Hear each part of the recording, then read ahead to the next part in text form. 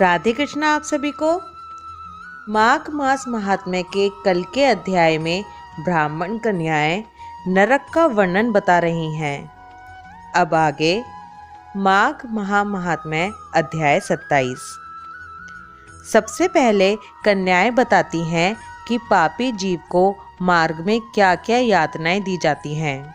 फिर जब दूत उन्हें यमराज के आगे उपस्थित करते हैं, उस समय उन पापी जीवों को यमराज भयानक रूप में दिखते हैं। उस समय भगवान यमराज और चित्रगुप्त उन पापियों को धर्म युक्त वाक्यों को समझाते हुए बड़े जोर जोर से फटकारते हैं। वे कहते हैं, ओ खोटे कर्म करने वालों पापियों, तुमने दूसरों के धन हड़प लिए हैं और सुंदर रूप के घमंड में आकर पराई स्त्रियों के साथ व्यभिचार किया है। मनुष्य अपने आप जो कुछ कर्म करता है उसे स्वयं ही भोगता है। फिर तुमने अपने ही भोगने के लिए पाप कर्म क्यों किए? और अब अपने कर्मों की आग में जलकर इस समय तुम लोग संतप्त क्यों हो रहे हो? भोगो, अपने उस कर्मों को भोगो, इसमें दूसरे किसी का दोष नहीं है। ये राजा लोग भी अपने भयंकर कर्मों से प्रेरित हो मेरे पास आए हैं। इन्हें अपनी खोटी बुद्धि और बल का बड़ा घमंड था। अरे ओ दुराचारी राजाओं, तुम लोग प्रजा का सर्वनाश करने वाले हो। अरे थोड़े समय तक रहने वाले राज्य के लिए तुमने इतने पाप क्यों किए? राज्य के लोभ में पड़कर मोहवश बलपूर्वक अन्याय से जो तुमने प्रजाजनों को दंड दिया है, इस समय उसका फल भोगो। कहाँ गए वो राजा और कहाँ गई वो रानियां जिसके लिए तुमने पाप कर्म किया था? अब तो सबको छोड़कर तुम अकेले ही यहाँ खड़े हो। यहाँ वो बल नहीं दिखाई देता जिससे तुमने प्रजाओं का विध्वंस किया। इस समय यमदूतों की मार पड़ने पर कैसा लग रहा है? इस तरह नाना प्रकार के वचनों द्वारा यमराज के उल्हाना देने पर वे राजा अपने अपने कर्मों को सोचते हुए चुपचाप खड़े रह जाते हैं। इस प्रकार राजाओं से धर्म की बात कहकर धर्मराज उनके पाप की शुद्धि के लिए अपने दूतों से इस प्रकार कहते हैं, ओ चंड, ओ महाचंड, तुम इन राजाओं को पकड़कर ले जाओ और नरक की आग में डालकर इनके पापों से शुद्ध करो। तब वे दूत उन राजाओं के पैर पकड़कर उन्हें बड़े वेग से आकाश में घुमाकर ऊपर फेंकते हैं।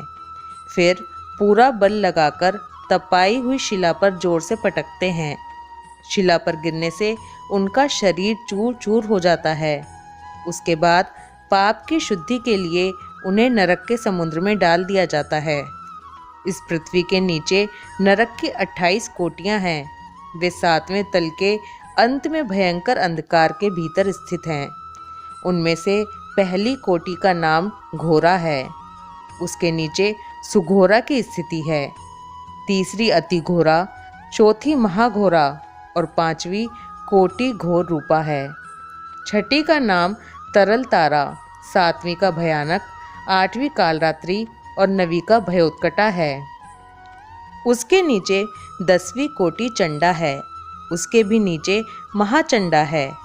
12वीं का नाम चंड कोलाहला है। उसके बाद प्रचंडा, नरनायिका, कराला, विकराला और वज्रा हैं। 3 अन्य नरकों के साथ वज्रा की 20वीं संख्या है। इनके सिवा त्रिकोण, पंचकोण, सुदीर्घा, परिवर्तुला, सप्तभौमा, अष्टभौमा, दीप्ता और माया, ये 8 और हैं।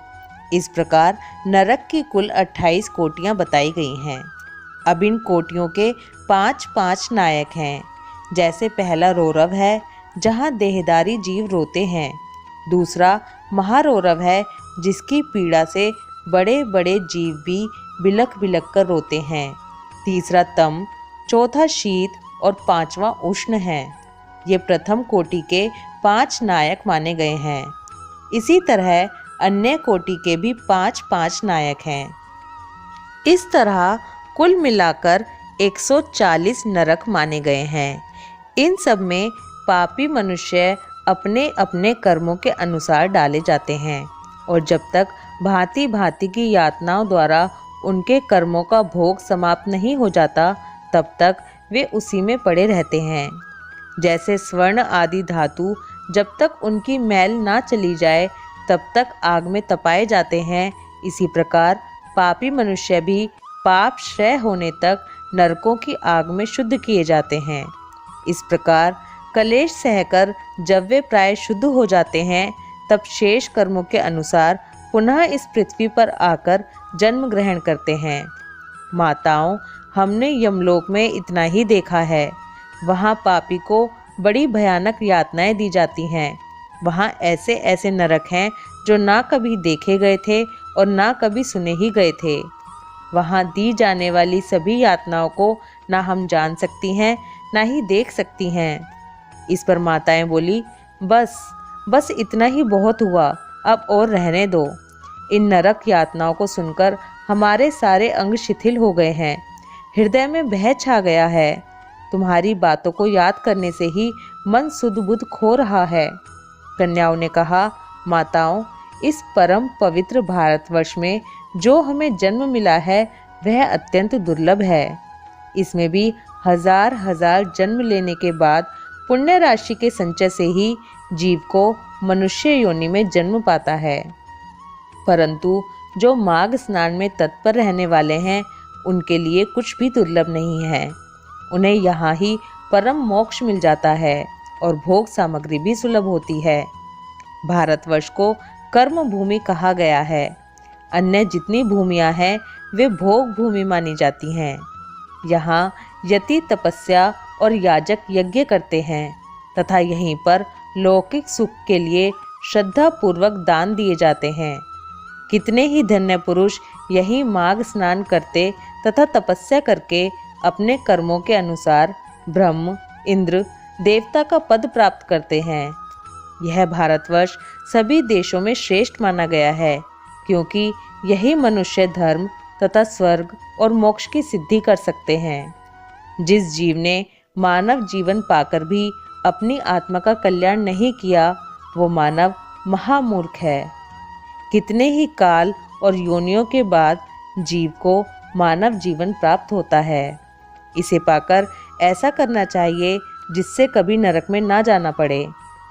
देवता लोग भी यह अभिलाषा करते हैं कि हम लोग कब भारतवर्ष में जन्म लेकर माघ मास में प्रातः किसी नदी या सरोवर के जल में गोते लगाएंगे।